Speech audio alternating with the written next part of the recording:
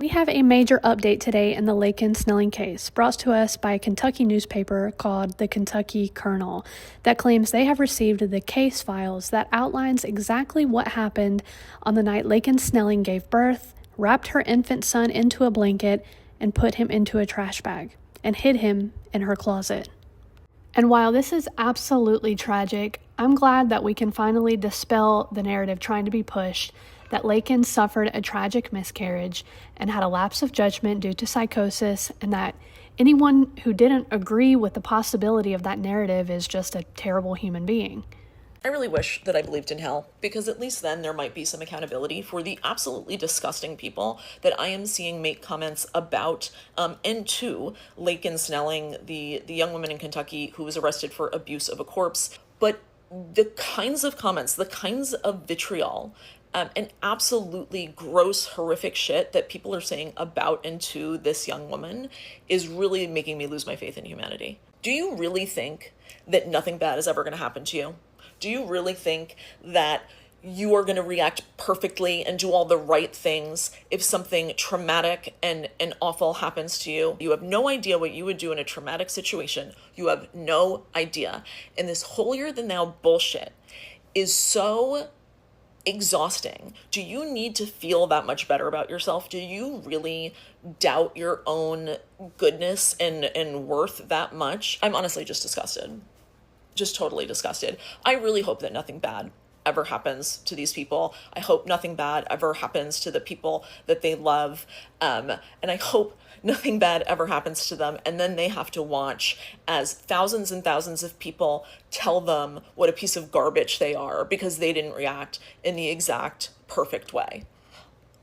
Honestly, shame on you. Yes, shame on us, the people who saw this case for exactly what it was from the beginning, because it didn't take much digging into this case and a little bit of common sense to see that what they were trying to push was not the case here. It was not a miscarriage. It was not some traumatic event that sent Laken into a psychosis. The only real question left was if Laken unalived the child. So let's go ahead and get into the article. Please be aware that some of the contents of this article are difficult to hear. Records obtained by the Kentucky Kernel today revealed that Laken Snelling told medical staff at the University of Kentucky, L&D, that her baby displayed a little bit of fetal movement at birth, and he made a whimper, and she guessed that the baby was alive. A signed affidavit by the Lexington police filed on September 4th states the newborn appeared to be full term when discovered, and records in her case file refer to him as such.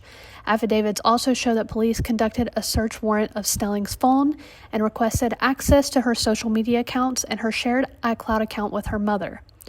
The search of the phone resulted in locating several searches, including different things pertaining to pregnancy, images of her during labor, photos of her doing things ordinary pregnant women would not be doing, and a concealed or hidden pregnancy, the record said. So this is basically saying she took pictures of herself during the labor, but I'm not really sure what they mean by photos of her doing things ordinary pregnant women would not be doing. I'm not sure what that means. The records state that the photos taken while she was in labor were deleted in an attempt to hide the birth, leading police to believe other items could have also been deleted in an attempt to hide any evidence of the pregnancy, birth, and the newborn. The search warrant requests for Snelling's social media and iCloud accounts state that police investigating the case believe these accounts could contain current or deleted information that relates to Miss Snelling's pregnancy, to the birth of the full-term baby, and ultimately its potential demise.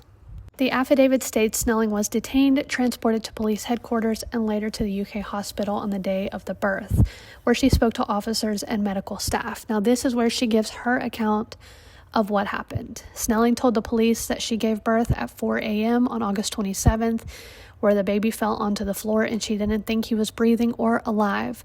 Around the same time, one of Snelling's roommates sent a message to their Snapchat group stating she heard loud noises like something had fallen, according to the police interview with the roommate. Another roommate confirmed hearing the noises and stated they lasted for approximately an hour. Keep in mind, this is at, nearly 4 a.m.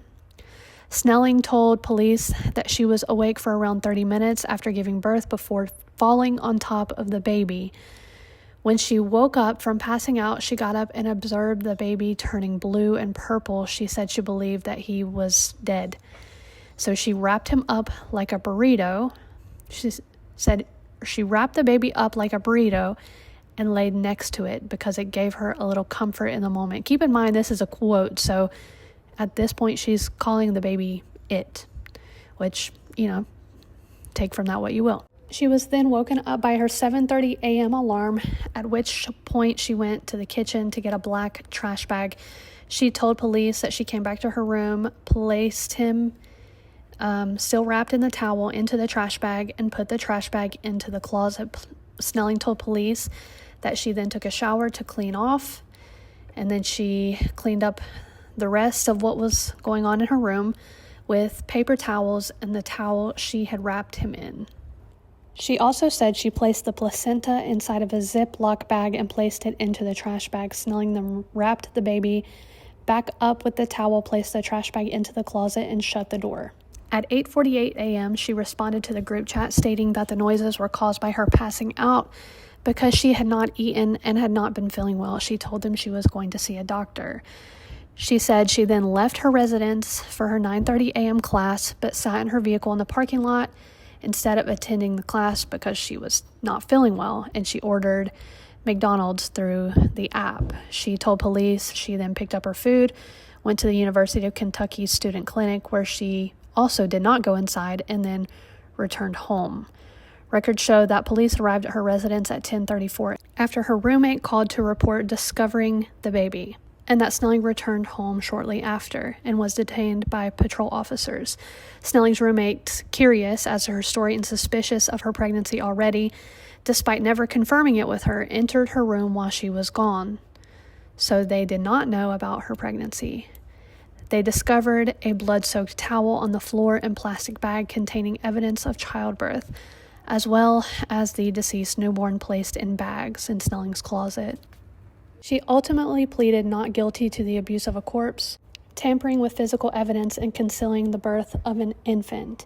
She appeared in court, I believe it was yesterday or the day before at this time, just whenever I get this video posted, but she ended up waiving her right to a preliminary hearing.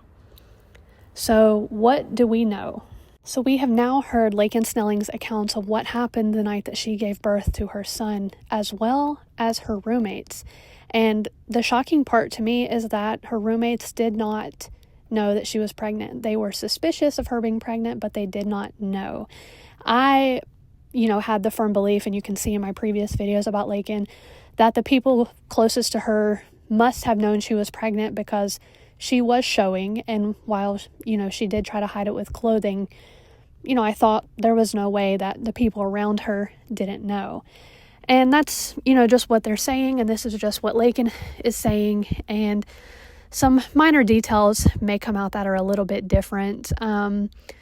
We know that the baby was alive when she had him, but I don't know if I'm completely believing her story about her falling on him. I'm just not sure about that. We still have a long way to go in this case, but at least now we know some of the details. Let me know what you think down in the comments. I will be covering this as more details come out, and if you care about keeping kids safe online and in real life, then please make sure to subscribe and hit that notification bell to support me in that mission. I thank you so much for being here. And if you're worried about the world we're leaving to our children, I'm right there with you.